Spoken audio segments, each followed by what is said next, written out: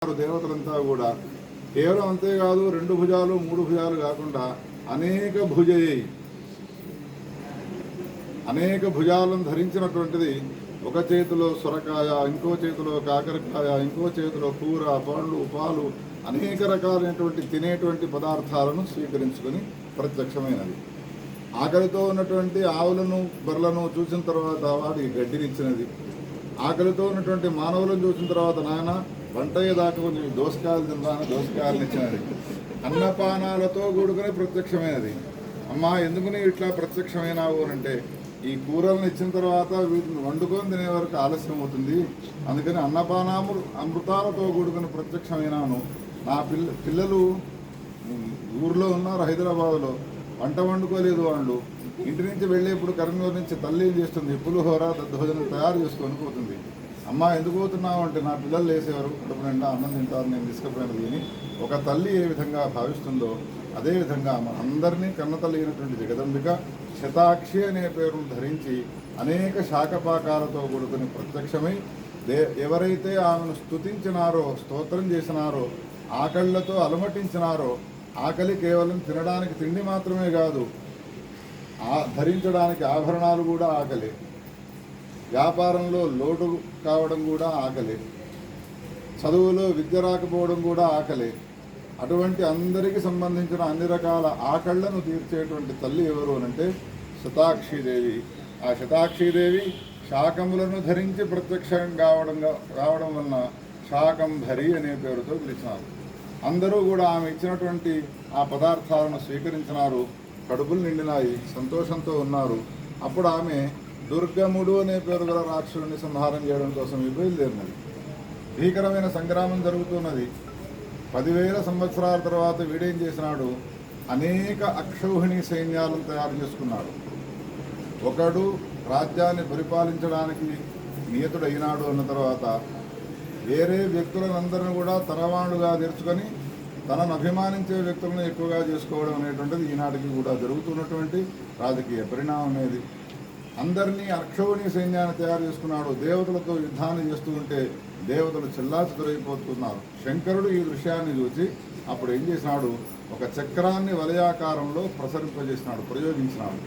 దేవతలతో అన్నాడు, హే దేవతలారా, మీరు ఈ చక్రము యొక్క పరిధిని దాటి బయటికి రండి.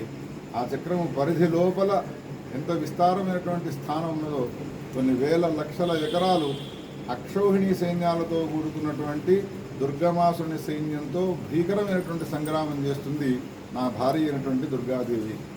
దేవతలందరూ కూడా ఆ పరిధిని దాటి బయటికి వచ్చినారు, రక్షింపబడ్డారు. ఆ తర్వాత భీకరమైన సంగ్రామం జరిగినది. 9 రోజులు యుద్ధం చేసినది. 10వ నాటి యుద్ధంలో దుర్గమాసుడు సంహరింపబడ్డాడు. దుర్గమాసుడు సంహరింపబడ్డ తర్వాత వాని శరీరంలో ఉన్నటువంటి జ్యోతి వెళ్ళి అమ్మవారిలో ఏమైపోయింది. ఇప్పుడు ఈ కథను విన్న మిమ్మల్ని నేను ఒక ప్రశ్న వేస్తాను, దుర్గమాసుడు దుర్మార్గుడా మంచివాడా? దుర్మార్గుడు కాబట్టే దేవతలను హింసించినాడు, వాళ్ళ లోకాలను ఆక్రమించినాడు. మరి అయినప్పుడు అమ్మవారి శరీరంలో ఎందుకు లయమైనాడు అనే ప్రశ్న వేస్తే వ్యాసుడు ఆ పురాణంలో చెప్తాడు, దుర్గమాసురుడు దుర్మార్గుడై దుష్టకార్యాలను నిర్వహించినప్పటికీ విరోధం ఎవరితో పెట్టుకున్నాడు? ఇంకో చండునితోనో ముండితోనో పెట్టుకోలేదు. విరోధం ఎవరితో పెట్టుకున్నాడు? అమ్మవారితో పెట్టుకున్నాడు. కాబట్టి ఆమెకు సంబంధించిన ఓటమిని ఎట్లా ఆమె కలిగించాలి, నేను ఎట్లా జయించాలి అనేటువంటి విచారాన్ని నిద్రపోయినా లేచినా చేస్తూ ఉన్నాడు. వాడు అడవిలో ఉన్నటువంటి ఋషులు ఏ విధంగా పరమాత్మ యొక్క స్వరూపాన్ని చింతిస్తారో రాత్రింబవళ్ళు ఆమె యొక్క స్వరూపాన్ని చింతించి ఆమె కాళ్లపైన బాణాన్ని ప్రయోగించిన, ఆమె ముఖం పైన బాణాన్ని ప్రయోగించిన అని స్వరూపాన్ని చింతిస్తూ ఉన్నాడు. కాబట్టి ఇంకోటి మరణించే సమయంలో ఆమె యొక్క స్వరూపాన్ని దర్శిస్తూ మరణించినాడు. కాబట్టి ఎవరైతే మరణించే సమయంలో అమ్మవారి యొక్క స్మరణ చేస్తారో, ఆమె యొక్క రూపాన్ని చూస్తారో వాళ్ళకు ఉన్నటువంటి పాపాలని దొరికిపోతాయి. ఆ విధంగా దుర్గమాసుడు సంహరింపబడ్డాడు. దుర్గమాసుడు సంహరింపబడ్డ తర్వాత ఆమె తల్లి భగవతి రాజరాజేశ్వరి వానికి ఒక వరాన్ని ఇవ్వడానికి పూనుకున్నాడు. వాడు వరాలు ఏమీ వద్దు అన్నాడు. నీ స్వరూపం నాకు వచ్చిన తర్వాత వరాలు ఎందుకమ్మా అన్నాడు. అయినా నేను నీకు వరం ఇస్తున్నాను రా అని. ఏం వరం ఇచ్చినది అంటే, నిన్ను సంహరించినటువంటి నేను శతాక్షీదేవిని ఉన్నప్పటికీ కూడా లోకంలో అందరూ నన్ను ఏమని పిలుస్తారు అంటే దుర్గాదేవి అనే పేరుతో పిలుస్తారు. నీ పేరుతో నేను పిలువబడతాను. నన్ను పూజించే వ్యక్తులు ఎవరైతే ఉంటారో రాక్షసుని పేరు వాడి పేరే ఉచ్చరించకూడదు, ఉచ్చరిస్తే నాకు పాపాలు దాగుతాయి అని ఎవడనుకుంటాడో వాని పాపాలు తొలగించడానికి నీ పేరునే ఉచ్చరించేటువంటి వరాన్ని నీకు ఇస్తున్నాను అని వాత్సల్యంతో ఇచ్చినది. ఆనాటి నుండి దుర్గాదేవి, దుర్గమ అనే పేరు గల రాక్షసుని యొక్క సంహారం చేయడం వలన దుర్గాదేవి అయినది. ఆ దుర్గాదేవి శాకంభరీదేవిగా అవతరించినది. ఆమెనే శతాక్షి అనే పేరుతో పిలుస్తారు. మార్కండేయ పురాణంలో ఏం చెప్పినాడు అంటే, ఎవరైతే శాకపాకాలతో అలంకారం చేసుకున్నటువంటి అమ్మవారిని స్మరిస్తారో, దర్శిస్తారో, పూజిస్తారో, ధ్యానం చేస్తారో, ఈ పనులు చేసినటువంటి వారికి అన్నపానాలకు కొదువ ఉండదు అని చెప్పినాడు.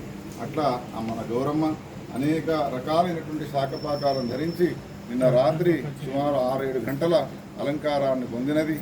ఆ శాకంభరి రూపంలో గౌరమ్మను దర్శించుకున్నటువంటి మీ అందరికీ కూడా అన్నపానాలకు లోటు లేకుండా మీరు తింటూ 10 మందికి పెట్టేవాళ్ళు మీరు అవుతురుగా. కానీ వ్యాసునికి సంబంధించినటువంటి పురాణ కథలను మనం ఈనాడు స్మరించడం వలన నిజమైన వ్యాసుని పూజను మనం చేసుకున్న వాళ్ళమైనాము.